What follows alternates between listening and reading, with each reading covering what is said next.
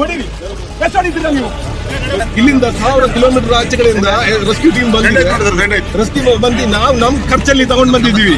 ಆಮೇಲೆ ನಮ್ rescue team ಹತ್ರ ಕೇಳ್ತಾ ಇದಾರೆ, ಇವ್ರಿಗೆ ಎಂತ ಬುದ್ಧಿ ಇಲ್ಲದ ಆಳುಗಳು, ಇವ್ರು ಕೇಳ್ತಾ ಇರೋದು ಸರ್ಟಿಫಿಕೇಟ್ ಎಲ್ಲಿ ಅಂತೇಳಿ. ರೆಸ್ಕ್ಯೂ ಟೀಮಿಗೆ ಬರೋ ಟೈಮಲ್ಲಿ ಸರ್ಟಿಫಿಕೇಟ್ ಅಂದ್ರೆ ಈಗ ಸರ್ ಇವ್ರು MLA, ಇವ್ರ ಸರ್ಟಿಫಿಕೇಟ್ ಎಲ್ಲಿ, ಇವ್ರು MLA ಅಂತೇಳಿ ನಮ್ಗೆ ಏನ್ ಗೊತ್ತಿದೆ ಅಂತೇಳಿ ನಾನು ಕೇಳಿದ್ರೆ ಹೆಂಗಿರುತ್ತೆ? ನಮ್ ಸರ್ಟಿಫಿಕೇಟ್ ಅಂದ್ರೆ ಇಂಡಿಯಾದಲ್ಲಿ ನಂಬರ್ 1 ರೆಸ್ಕ್ಯೂ ಮಾಡೋರು ಬಂದಿದ್ದು, ಅವರಿಗೆ ಸರ್ಟಿಫಿಕೇಟ್ ಎಲ್ಲ ಏನ್ ಅಪಮಾನ ಮಾಡೋದು. ಗ್ರಾಮವಾಸಿಗಳು ಸುಮಾರು ಜನ ಮಾತಾಡಕ್ಕೆ ಆಗ್ತಾ ಇಲ್ಲ, ನಮ್ಮಷ್ಟು ಪವರ್ ಇಲ್ಲ ಅವರಿಗೆ.